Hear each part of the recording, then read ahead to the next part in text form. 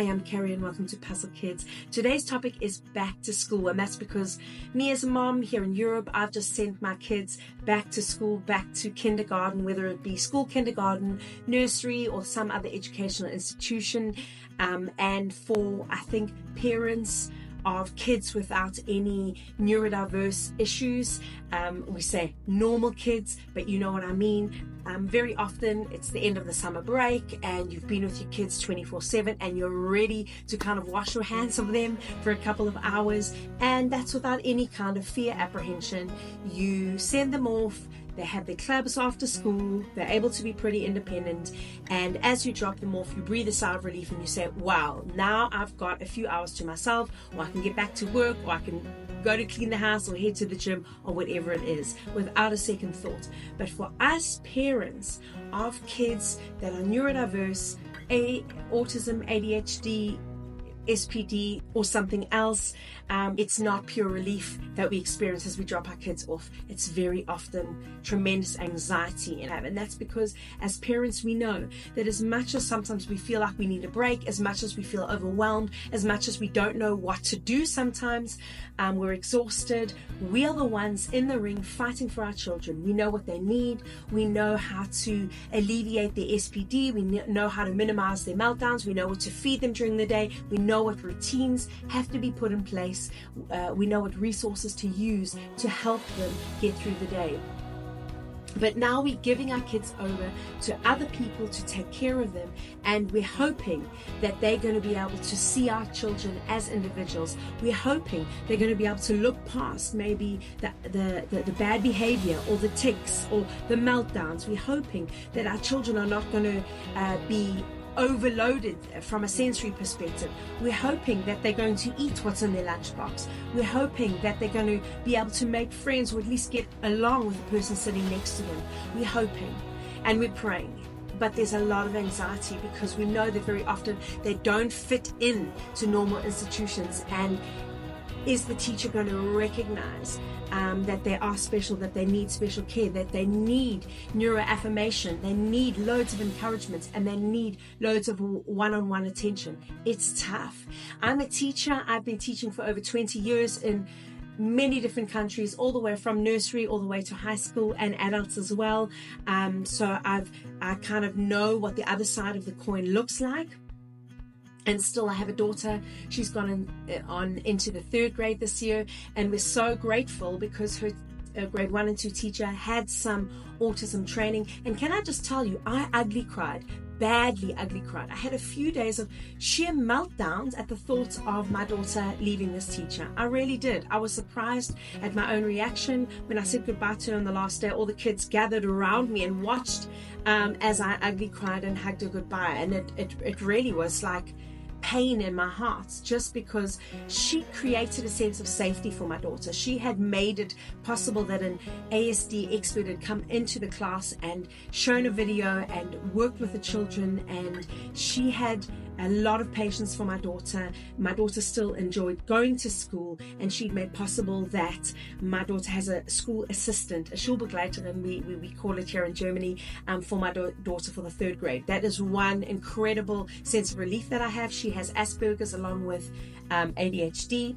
I have another son who has early childhood autism, and yet his twin brother, another son who they have not officially diagnosed with ADHD, but they have noticed a problem with lack of concentration. My twin boys are about to go into school in a year, and so there's all kinds of thoughts. Where do they belong? What is best for them? My son Adam, who has early childhood autism, he's now been sent to what's called an SVA. It's a school. It's a preschool with specially qualified teachers in smaller classes to train them for school readiness, often special needs kids, specifically autistic kids or kids with ADHD. And we're very relieved about that. We're very relieved that they've had great teachers that have recognized their needs, have not just boxed them, have really recognized what they've needed. but still there's tremendous anxiety. And I've been giving myself a bit of a pep talk the last couple of days, been saying, hey Carrie, there are a few things you know, even as a teacher with loads of experience, and you know how the ball rolls, you know how this goes. Been giving myself advice, and so I thought I'd share that with you. Maybe this helps someone as well. And just from a teacher's perspective, what I want to say, if you're sending your child into a class with a new teacher, don't wait until some sort of crisis to reach out to the teacher. So my advice there is, when there is some sort of a crisis and the teacher's got to contact you, they're stressed, they're on high alert, they may be even defensive. So I would find a way to reach out to the teacher, present the teacher with a diagnosis if you have one. If you haven't, get the ball rolling with that. I can really promise you, having a diagnosis mean that your teacher's going to react differently, mean that you've got have support, and you have a certain leverage that you can use because they have an official diagnosis there. Whether it even be a Schulbegleiterin, whether it be a teacher assistant, whether it be other things that you can implement because of that diagnosis. That's would be my first encouragement. Second thing would be to reach out to the teacher to just give a bit of information about what they need typically. For example, I've worked with Audrey's teachers and even Adam's teachers, letting them know specifically what helps. For example, whether it be headphones to kind of damp the noise, whether it be we've used specific cards. So when Audrey moves from one activity to the next, that she's then shown a card that she knows she has to finish up what she's doing and move on into the next activity. They've gotten an extra person in the previous years to help with sports, because that's where she really struggles and has had a lot of meltdowns, just to help and be there for her. And so there are a number of strategies that we've actually, I've sat down with her teacher, we've had also meetings, one-on-one, then we've been on phone and email contact, even if it's just a few lines. And what's also really, really helpful is just to say, hey, I'm here. Try not to be defensive. And I know that's so hard. But what you need to do is you really need to win your teachers over to say, you know what, I'm there. I'm there to support. I'm there to be proactive. When all three of you can work together in a way as a team, I found that helps. Keep the lines of communication open as much as possible. Try to make yourself available where possible, and also try, like I said, not to be defensive when a teacher comes and says, you know, we have this problem, this is what we're struggling with. Just remember that very often they are dealing with a whole class, and your child needs the extra support, and sometimes they're speaking maybe out of a place of humanness, out of a place of stress. Often when you can hear them out, when you can listen, when you can even offer encouragement, then what you have got to say often goes a lot further.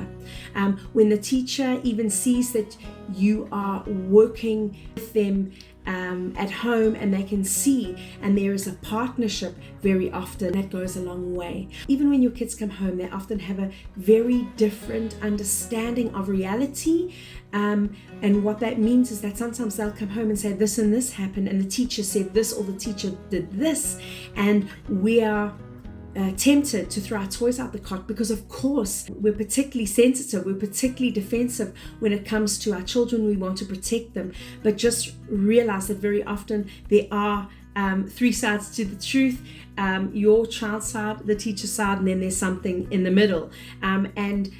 So often, you know, my child Audrey would come home and say, the teacher just kept me in the class for the whole break time and I wasn't able to even eat my food. I've learned then not to jump at the teacher and say what happened. I start off by saying, I know this is Audrey's reality, and I want to just help explain to her what actually happened. And then the teacher's not defensive, and she'll say to me, well, Audrey had a major meltdown and I just knew she didn't feel safe to be with the other kids during break time. She needed an adult with her, so I kept her inside with me, and I said, Audrey, this isn't a punishment, come stay inside. But of course she was so upset. She'd had her meltdown, she had a complete flip out, she wasn't able to accept any encouragement in that moment, and so that was what she took away from the situation. So it's all of these things. Try as much as possible to get the teacher on your side. What I will also say, speak with psychologists that you're dealing with therapists. What helps your child overcome SPD? For example, if it's particularly loud, where should they be sitting in the class? And I wouldn't dictate that to the teacher, but I would suggest it. Strategic suggestions, constructive suggestions you can make. I would then bring that forward to the teacher. If that doesn't help at all and you feel like your child is not understood, they're not neuroaffirming, they're just picking on your child comes home crying every single day, then it might be time to look for another alternative. Maybe he or she needs to be in another setup where there are maybe smaller groups, where there is more one-on-one support, where they are more neuroaffirming, where perhaps they don't have to sit still the entire time. I'm also in the process of really considering where my boys need to be. For example, a Montessori school would offer more room in terms of the idea is not that they have to sit in rows while the teacher talks potentially for 45 minutes and teaches. There isn't loads of homework at the end of a day, and so look to see what other alternatives there are. And sometimes we have to get over the stigma. Sometimes we have to look and see what is best for my child and to be able to give them a head start. For some children, it might mean keeping them back an extra year. Sometimes that can feel like a defeat in the moment, but often long term, then they get to start a new year feeling like they've got the upper hand. But I will put a link to these amazing animation videos for ADHD and autism. There are even some other great videos. I'll look for the links, put them in the description below.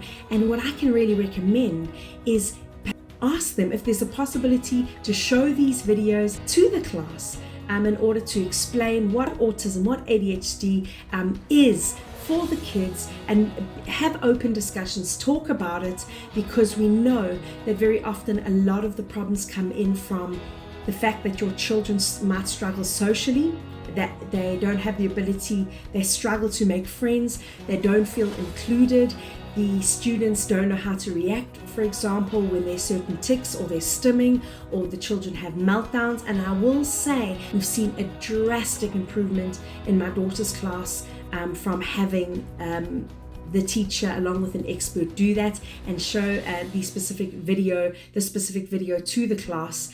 Just that the kids are in the picture, that we want to be neuroaffirming. We want the kids to recognize that even if a child is different, a child is not weird, they're just different, they think differently. The last thing I want to say is that if maybe you're a person of faith, I'm a Christian, I really believe that prayer goes a long way. You know, I know, I bless my kids, I pray over them, I know that they don't go to school, to kindergarten, to nursery alone, that God is with them. And I really encourage my kids just to remember that God lives inside of them, that they can take a moment even to pray. And I just pray for miracles. I pray for God's favor. And I have to be honest, the schooling system for all my 3 kids has been fantastic. I'm so blessed. My kids have gotten the help that they need. And so I really do see that as a blessing from God. So just an encouragement to pray.